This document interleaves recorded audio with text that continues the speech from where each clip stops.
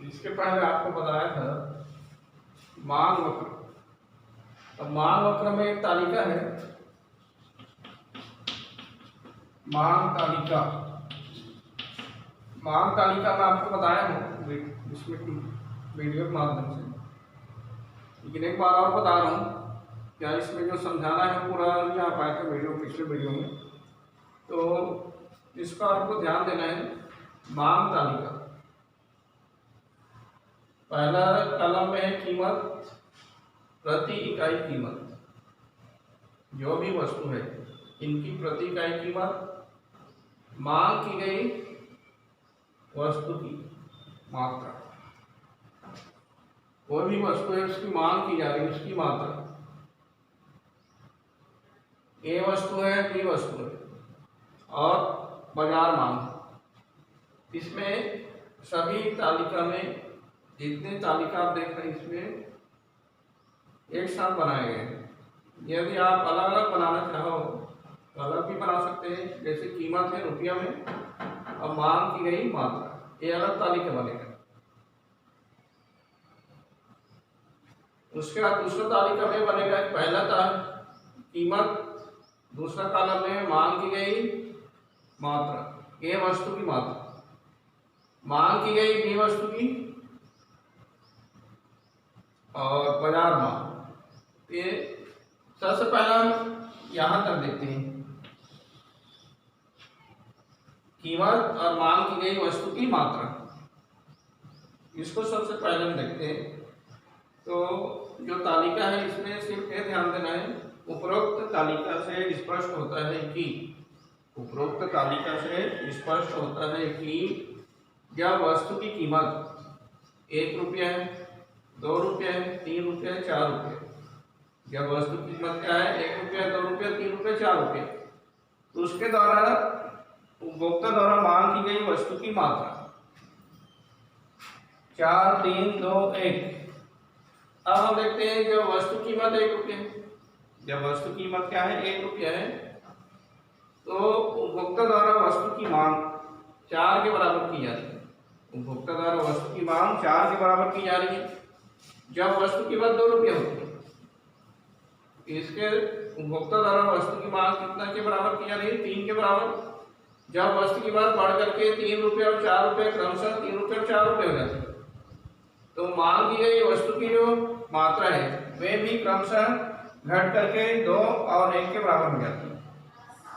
इस प्रकार हम देखते हैं कि जैसे जैसे वस्तु की कीमत क्या हो रही है, बढ़ती जा रही है। इस तालिका में हम देख रहे हैं जैसे जैसे वस्तु की कीमत बढ़ती जा रही है, वैसे वैसे उस वस्तु की मांग की मात्रा क्या होती जा रही है, क्रमशः घटती जा रही है। मतलब आप देख रहे हैं कीमत और मांग दोनों में क्या हुआ है, विपरीत संबंध है। आप देख रहे हैं कीमत और वस्तु की मांग दोनों में विपरीत संबंध है। जैसे जैसे वस्तु कीमत क्या हो रही है, बढ़ती जा रही है, वैसे वैसे उस वस्तु की जो मांग की मात्रा है क्या होती जा रही है, कम होती जा रही है। इस प्रकार हम कह सकते हैं कि कीमत और मांग की गई वस्तु की मात्रा में क्या होती है, विपरीत संबंध होता है। ठीक है। अब ये तालिका के बाद ये चित्र बनाना है। व्यक्तिगत मांग है, व्यक्तिगत मांग तालिका है। एक तो जितना बताया यहां से यहां तक ये व्यक्तिगत मांग तालिका है। अब इसी के आधार पर हमको चित्र बनाना है, व्यक्तिगत मांग चित्र। अब सबसे पहले OX अक्ष है, OX अक्ष है। इस OX अक्ष में वस्तु की मात्रा, वस्तु की मात्रा दिखाई गई। उसी पर OY अक्ष है, इधर OY, इधर वस्तु की कीमत लिखी जाती है। OY अक्ष पर वस्तु की कीमत लिखी जाती है, OI अक्ष पर वस्तु की मात्रा लिखी जाती है। अब हम देखते हैं वस्तु की कीमत 1 रुपया, 2 रुपया, 3 रुपया, 4 रुपया, क्रमशः 1 रुपया है, 2 रुपया, 3 रुपया, 4 रुपया। अब वस्तु की जो मात्रा है इसमें हम देखते हैं 4, 3, 2, 1। तो जब भी आप रेखा चित्र बनाओगे तो कम अंक से आगे की ओर बढ़ेंगे, ऐसा नहीं पहले 4 लिखेंगे फिर 3 को फिर 2 को फिर 2, ऐसा नहीं। जब भी हम लिखेंगे इस चित्र में, रेखा चित्र बनाएंगे उसमें, तो कम अंक से लेकर के हमको आगे बढ़ना है। जैसे 1 है, 2 है, 3 है, 4 है, वस्तु मात्र 4 है, 1 2 3 4, ठीक है। अब हम देखते हैं जब वस्तु कीमत 1 रुपया है, जब वस्तु कीमत 1 रुपया है, इसकी जो मांग हो रही है कितनी बराबर हो रही है? 4 के बराबर है। तो 4 यहाँ है, ये 4 है। जब वस्तु कीमत बढ़ करके 2 रुपये होती है तो उसकी जो मात्रा कितनी हो रही है? ये कीमत 2 रुपया है, इसकी जो मांग हो रही है 3 के बराबर हो रही है। जब वस्तु कीमत बढ़ करके 3 रुपये होती है तो उसकी मांग कितनी होती है? 2 के बराबर। ये 2 है, अब इधर 3 है। इस प्रकार जब वस्तु कीमत 4 रुपये होती बढ़ करके, वस्तु कीमत 4 रुपये है, और इसकी यदि हम मात्रा देखें, मांग देखें तो 1 के बराबर है, तो यहाँ से यहाँ तक आपको क्या करना है?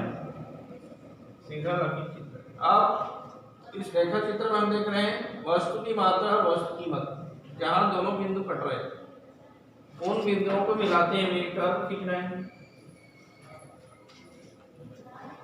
इन बिंदुओं को मिलाते हुए कर्व खींच रहे हैं। ये बिंदु है, ये क्या होगा? मांग वक्र रेखा।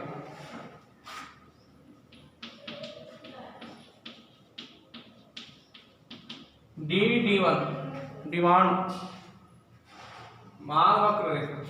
अब हम देखें इसमें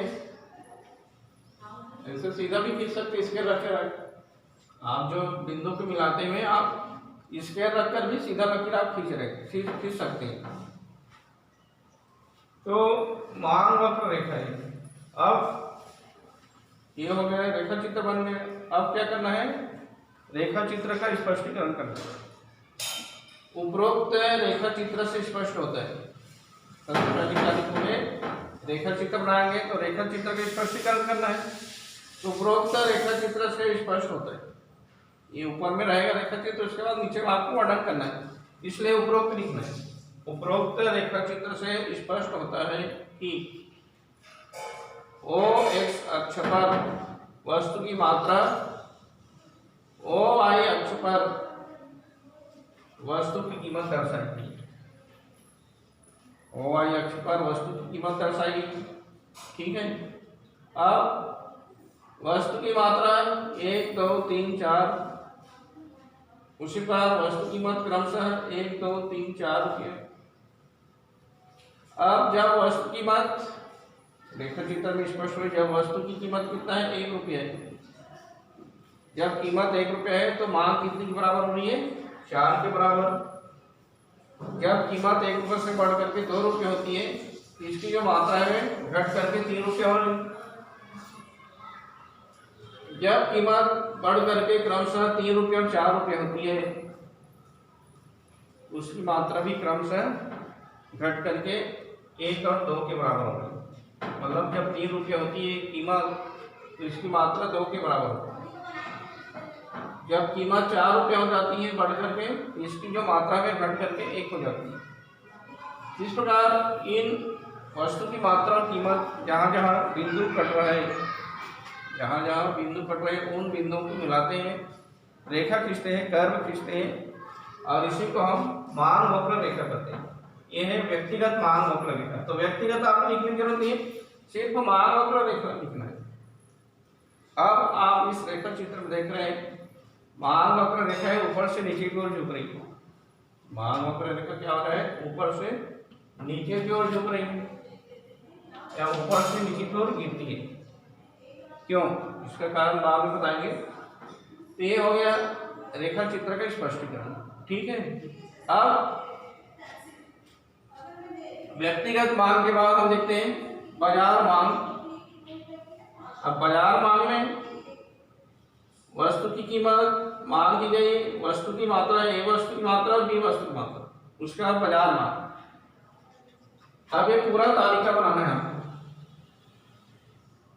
व्यक्तिगत मांग तालिका के बाद बाजार मांग तालिका है, तो बाजार मांग तालिका में ये पूरा तालिका जो बना हुआ है उसको पूरा बनाओ, ठीक है। अब इसमें बाजार मांग तालिका या बाजार मांग किसे कहेंगे? बाजार मांग तालिका या बाजार मांग व्यक्ति या व्यक्तियों को समूह द्वारा विभिन्न वस्तुओं की मांग की जाती है। बाजार हम जाते हैं, बाजार में क्या होती है? विभिन्न प्रकार की वस्तुएं होती हैं। व्यक्ति द्वारा या व्यक्तियों द्वारा विभिन्न प्रकार की वस्तुओं की मांग की जाती है। विभिन्न प्रकार की वस्तुओं की मांग किया जाता है, इसी को विभिन्न प्रकार की वस्तुओं को ए वस्तु बी वस्तु। आप इसमें ए वस्तु को डी वस्तु को अलग अलग वस्तु भी लिख सकते हो। मैं ए वस्तु लिखूं बी वस्तु लिखूं, इसको आप आइसक्रीम लिख सकते हैं, सेब लिख सकते हो, केला लिख सकते हो, संतरा लिख सकते हो, ये आपके ऊपर निर्भर करता है। ये हो गया ए वस्तु बी वस्तु और बाजार मांग, ठीक है। अब ए वस्तु की मांग देखें, जब वस्तु की कीमत ₹1 है तो ए वस्तु की मांग 4 के बराबर है। जब कीमत ₹2 है तो ए वस्तु की मांग 3 के बराबर है। जब कीमत ₹3 हो जाती है तो मांग की मात्रा में 2, जब कीमत ₹4 होती है तो मांग की मात्रा 1 हो जाती है। उसी प्रकार बी वस्तु में देखें तो जब कीमत ₹1 है तो बी वस्तु की जो मात्रा की मांग है वे 5 है। जब कीमत ₹2 होती है तो बी वस्तु की मांग कितनी होती है? 4 के बराबर। जब कीमत ₹3 हो जाती है तो बी वस्तु की जो मांग की मात्रा है वो 3 के बराबर। जब कीमत बढ़कर के ₹4 होती है तो बी वस्तु की जो मांग की मात्रा है 2 के बराबर, ठीक है। अब हम देखते हैं ए वस्तु की, यहाँ ए वस्तु की हम चित्र बनाए हैं। ए वस्तु,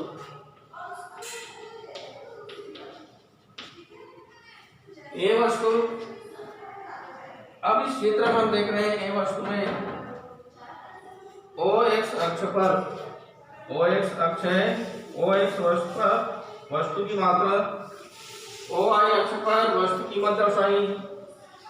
ये तो आपको सभी रेखा चित्र में बताना है। ओ एक्स अक्ष पर जब भी आप रेखा चित्र बनाओगे तो वस्तु की मात्रा, चाहे ए वस्तु हो या बी वस्तु हो या वस्तु और सेवा, उसी का ओ वाई अक्ष पर वस्तु की कीमत दर्शाइए, ठीक है। अब ए वस्तु हम देखते हैं। ए वस्तु 1 2 3 4, ए वस्तु हम देखते हैं मात्रा है 4 तक है, तो 4 तक आप बनाएंगे। कीमत है ₹4 है, 1 2 3 ₹4 तो 4 तक आप बनाए, ठीक है। आप जैसे पहले समझाए हैं वैसे आपको समझाना है। ए वस्तु की मात्रा क्या समझाओ इसमें? उपरोक्त रेखा चित्र में ओ एक्स अक्ष पर वस्तु की मात्रा दर्शाई गई है, जहाँ ए वस्तु लिखते हैं, ठीक है। ए वस्तु की मात्रा दर्शाई गई। ओ वाई अक्ष पर वस्तु कीमत दर्शाई गई है, ओ वाई अक्ष पर वस्तु की कीमत दर्शाई गई है। जब वस्तु कीमत ₹1 है तो उसकी जो मात्रा की मांग होती है 4 के बराबर होती है। जब वस्तु की कीमत ₹1 से बढ़कर ₹2 होती है, इसकी जो मात्रा है वो 3 के बराबर होती है। जब वस्तु की कीमत ₹2 से बढ़कर ₹3 होती है तो इसकी जो मांग की मात्रा है 2 के बराबर होती है। जब कीमत ₹4 हो जाती है तो इसकी जो मांग की मात्रा है 1 के बराबर होती है। इस प्रकार जहाँ पर वस्तु की मात्रा और वस्तु कीमत दोनों बिंदु मिल रहे हैं या एक दूसरे को काट रहे हैं, उन बिंदुओं को मिलाते हुए कर्व खींचना है। तो कर्व खींचने से हमको क्या प्राप्त होता है?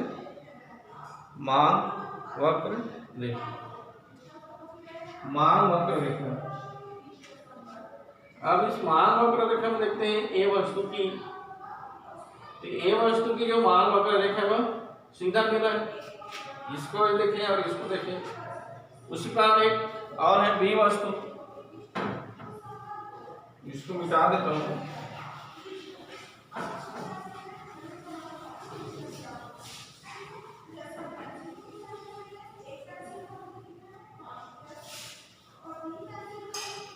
बी वस्तु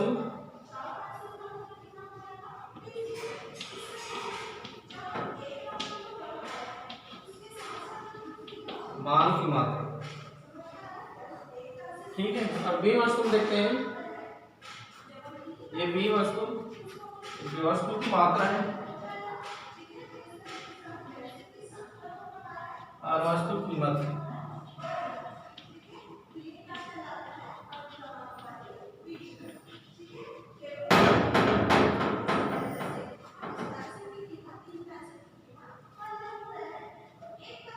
बी वस्तु को देखना है तो जब वस्तु कीमत क्या है, 1 रुपये है, तो वस्तु की मांग कितनी बराबर हुई है, 5 के बराबर हुई। वस्तु कीमत 2 रुपये है, इसकी मांग 4 के बराबर है। 3 रुपये है तो 3 के बराबर और 4 रुपये तो 2 के बराबर। ठीक है, ये तालिका है। इसी के आधार पर हमको क्या करना है, ये रेखा चित्र बनाना है। अब रेखा चित्र बनाते हैं। जब वस्तु कीमत 1 रुपये है तो इसकी जो मात्रा है 5 के बराबर हो गई। जब वस्तु कीमत 1 रुपये है तो इसकी मात्रा 5 के बराबर। जब कीमत 2 रुपये हो जाती है बढ़ करके, इसकी मात्रा क्या हो जाती है, कम होकर के 4 के बराबर हो गई। 4 लिखा है, उसी को ध्यान में रखना। अब जब कीमत 3 रुपये होती तो इसकी जो मात्रा है ये 3 के बराबर। जब कीमत 4 रुपये होती है तो इसकी बी वस्तु की जो मांग है वो 2 के बराबर होती है। 4 रुपये इसकी मांग 2 के बराबर है। ठीक है, अब यहाँ एक है, एक मांग नहीं हो रहा है तो क्या करना है, इन बिंदुओं को मिलाते हुए रेखा खींचना है। D1 मांग वक्र, ये भी मांग वक्र रेखा है, ये भी मांग वक्र रेखा है। अब आप देख रहे हैं ए वस्तु की और बी वस्तु, कुछ चित्र में अंतर दिखाई दे रहे हैं। ए वस्तु और बी वस्तु की मात्रा है, दोनों की रेखा चित्र में अंतर है। इस प्रकार ये अंतर दिखाई दे रहे हैं। जो मांग वक्र रेखा है वे ऊपर से नीचे की ओर गिर रहे हैं, झुक रहे हैं। यहाँ यदि हम देखें, जब बी वस्तु की जो मांग की मात्रा है, जब कीमत 4 रुपये होती है तो इसकी जो मात्रा है 2 होती है, 1 नहीं होती है। इसलिए यहाँ क्या हो रहा है, काफी खाली जगह दिखाई दे रहा है। इसमें यहाँ आपको ज़्यादा समझाने की जरूरत नहीं है। सिर्फ ये आपको यदि क्वेश्चन दिया जाए मांग वक्र रेखा को समझाइए, तो मांग वक्र रेखा में आपको व्यक्तिगत मांग, अब व्यक्ति की मांग के साथ साथ बाजार मांग को भी आपको दर्शाना है। तो इसमें आपको बता रहा हूं बाजार मांग तालिका।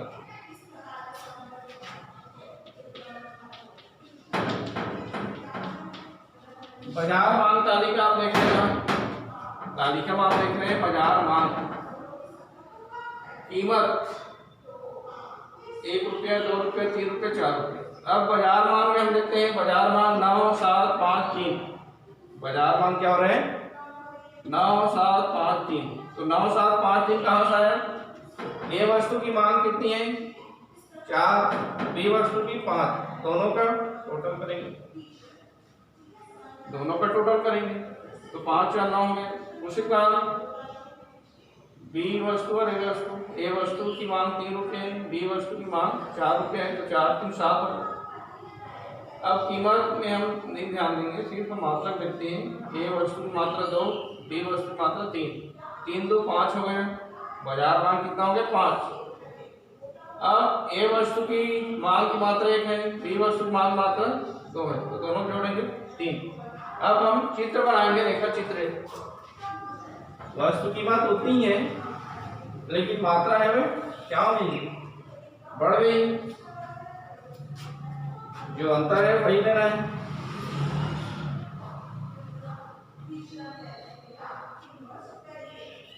चित्र बड़ा बनाना पड़ेगा।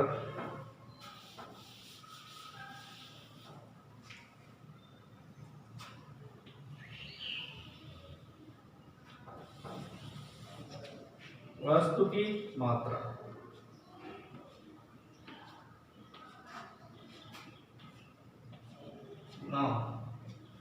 1 2 3 4 5 6 7 8 9 इधर और x आखिरी में x आएगा। ये है वस्तु की मात्रा।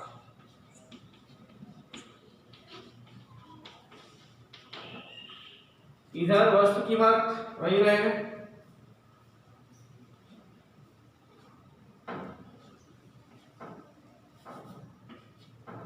एक 2 3 4 रुपये है। वस्तु की कीमत 4 रुपये है। वस्तु की मात्रा 9 तक है। ठीक है, यह है वस्तु की कीमत।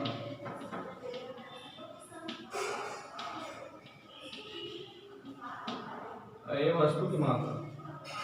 अब आपके ध्यान देना है, वस्तु की कीमत 1 रुपया है तो बाजार मान कितने बराबर हो रही है? 9 के बराबर। ये है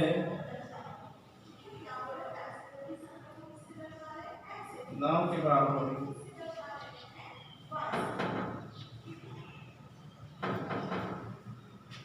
जब वस्तु की कीमत 2 रुपये है तो उसकी कितनी हो रही है? बाजार मान 7 के बराबर हो रही है।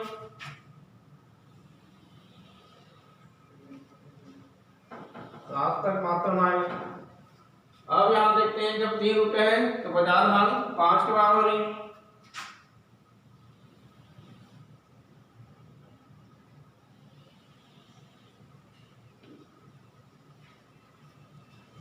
अब जब वस्तु की कीमत 4 रुपये है तो बाजार मान कितनी हो रही है? 3 के बराबर। ये 4 रुपये है तो बाजार मान 3 के बराबर हो रहा है।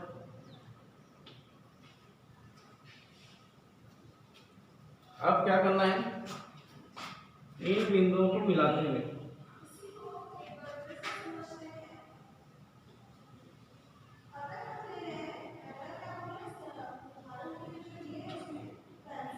इस प्रकार इसमें मांग वक्र रेखा बनेगा। ये है मांग वक्र रेखा।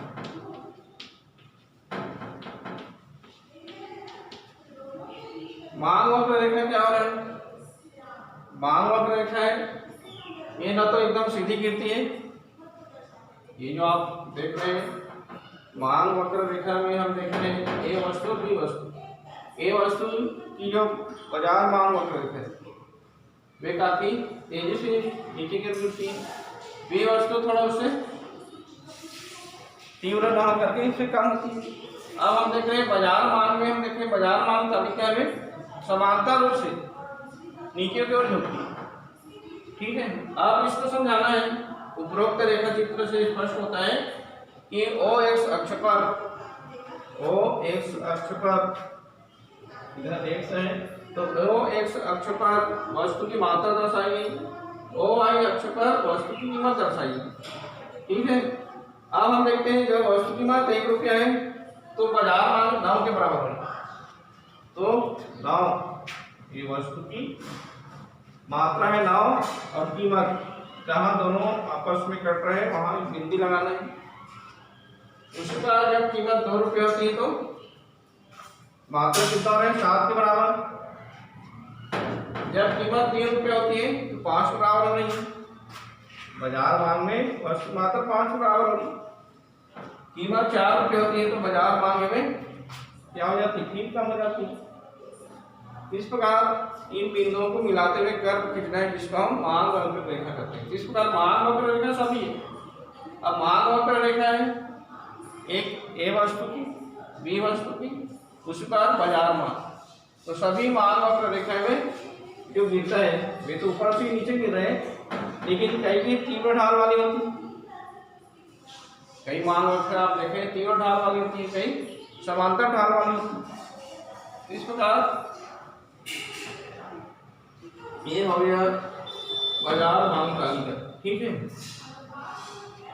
इसके बाद हम देखते हैं मांग को प्रभावित करने वाले तत्व। मांग को प्रभावित करने वाले तत्व पहला है वस्तु कीमत। वस्तु कीमत मांग को प्रभावित करती है। वस्तु कीमत क्या करती है? मांग को प्रभावित करती है। आप देख रहे हैं इसी चित्र में आप देख रहे हैं जैसे जैसे वस्तु कीमत क्या हो रही है? बढ़ती जा रही है। जैसे जैसे वस्तु कीमत क्या हो रही है? बढ़ती जा रही है। वैसे वैसे क्या हो रही है? वस्तु की मांग कम होती जाती है। पहला क्या है, वस्तु की मांग कीमत, तो क्या लिखोगे, वस्तु कीमत मांग को प्रभावित करती है। वस्तु कीमत काफी हद तक मांग को क्या करती है, प्रभावित करती है। वस्तु कीमत अधिक होने पर मांग क्या होती है, यदि वस्तु कीमत अधिक होगी तो मांग क्या होगा, कम होगा। यदि वस्तु कीमत कम होगा तो मांग क्या होगा, अधिक होगी। इस प्रकार वस्तु कीमत, पहला तत्व क्या है, वस्तु कीमत। दूसरा है मौसम एवं जलवायु। मौसम एवं जलवायु का मांग हुई, मौसम एवं जलवायु मांग को भी प्रभावित करती है, या मौसम जलवायु का मांग पर प्रभाव पड़ता है। मौसम के आधार पर, जलवायु के आधार पर किसी वस्तु की मांग होती है। जैसे आप देखते हैं शीतल पेय पदार्थ, शीतल पेय पदार्थ की मांग कब होगी, ग्रीष्म ऋतु में, गर्मी दिन में शीतल पेय पदार्थ की मांग बढ़ती है। ठंड के दिन है तो ठंड के दिन में क्या होता है, शीतल पेय पदार्थ की मांग बढ़ेगी नहीं। ठंड के ऋतु में, ठंड के ऋतु में गर्म पेय पदार्थ की, चाय कॉफी की डिमांड बढ़ेगी। उसी प्रकार हम देखते हैं गर्मी के दिनों में, गर्मी के दिनों में शाल स्वेटर की मांग क्या होगी, कम होगा। और ठंड के दिन में क्या होगा, शाल स्वेटर इसकी डिमांड बढ़ेगी, मांग बढ़ेगी। इस प्रकार मौसम जलवायु की मांग को क्या कर रही है, प्रभावित कर रही है। इसके बाद तीसरा है धन का वितरण। धन का वितरण भी मांग को प्रभावित करती है। धन का वितरण भी क्या कर रही है, मांग को प्रभावित करती है। कैसे प्रभावित करती है, जहां धन का वितरण असमान, जहां धन के वितरण में असमानता पाई जाती है या असमान है, वहां क्या होगी, विलासिता संबंधी वस्तुओं की मांग बढ़ेगी। जहां धन के वितरण में असमानता है वहां विलासिता संबंधी वस्तुओं की मांग बढ़ेगी, और जहां धन के वितरण में समानता है वहां आरामदायक और आवश्यक वस्तुओं की मांग बढ़ेगी। आपको ध्यान देना है, धन के वितरण, धन के वितरण भी क्या करती है, मांग को प्रभावित करती है। सबसे पहले यही लिखोगे, धन का वितरण मांग को प्रभावित करती है। जहां धन के वितरण असमान है, धन के वितरण में असमानता पाई जाती है, जहां धन के वितरण में असमानता पाई जाती है वहां क्या होगा, विलासिता संबंधी वस्तुओं की मांग बढ़ेगी। और जहां धन के वितरण समान है वहां क्या होगा, आरामदायक और आवश्यक वस्तुओं की मांग बढ़ेगी। चौथा है भविष्य में कीमत परिवर्तन की आशा। भविष्य में कीमत परिवर्तन की आशा मांग को काफी हद तक प्रभावित करती है। सबसे पहले यही लिखोगे, भविष्य में कीमत परिवर्तन की आशा मांग को काफी हद तक प्रभावित करती है।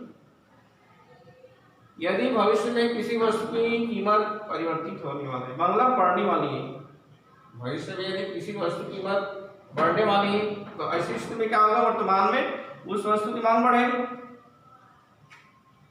यदि इसके विपरीत हम देखें, भविष्य में किसी वस्तु की कीमत कम होने वाली है, यदि इसके विपरीत देखें, यदि भविष्य में किसी वस्तु की कीमत क्या होने वाली है, कम होने वाली है, तो उस वस्तु की मांग क्या होगा, वर्तमान कम होगा। जैसे अभी आपको बताया जा रहा है लॉकडाउन बढ़ने वाला है, 23 तारीख से 29 तारीख तक लॉकडाउन चालू होगा, तो ऐसी स्थिति में क्या होगा, बताइए आप क्या करेंगे, वस्तु की मांग बढ़ेगी क्योंकि हम सामान, राशन सामान हो या जो भी घरेलू सामान है इसकी मांग अधिक करेंगे, उस समय मांग बढ़ जाएगी। यही बात इसमें है, किसी भी वस्तु की कीमत यदि भविष्य में परिवर्तन होने वाला है, बढ़ने वाला है या कम होने वाला है, उसके आधार पर क्या होती है, वस्तु की मांग होती है। उपभोक्ता की आय, उपभोक्ता की आय भी मांग को प्रभावित करती है। उपभोक्ता की आय मांग को काफी हद तक प्रभावित करती है। यदि उपभोक्ता की आय क्या होने वाली है, यदि उपभोक्ता की आय भविष्य में बढ़ने वाली है तो क्या होगा, भविष्य में उस वस्तु की मांग बढ़ेगी। अब सबको मालूम है, आय होगा, अधिक आय की प्राप्ति होगी तो मांग बढ़ेगा। यदि आय उनकी सीमित होगी तो क्या होगा, उसके द्वारा मांग की मात्रा कम की जाएगी। छठवां है उपभोक्ता की रुचि, आय, आदत, फैशन, ये भी क्या करती है, मांग को प्रभावित करती है। उपभोक्ता की रुचि है, आदत, फैशन है, ये जैसे जैसे क्या होती है, परिवर्तित होती है, वैसे वैसे उसकी मांग में भी परिवर्तन आता है। उपभोक्ता को जिस वस्तु की रुचि है उसकी क्या होगा, मांग बढ़ेगा, और जिस वस्तु की रुचि नहीं है उसकी मांग नहीं होगी। आदत भी, उपभोक्ता की आदत भी मांग को प्रभावित करती है। इसके साथ साथ फैशन के आधार पर भी क्या होती है, किसी वस्तु की मांग बढ़ती है। ये सब है मांग को प्रभावित करने वाले तत्व। इसके बाद में बताएंगे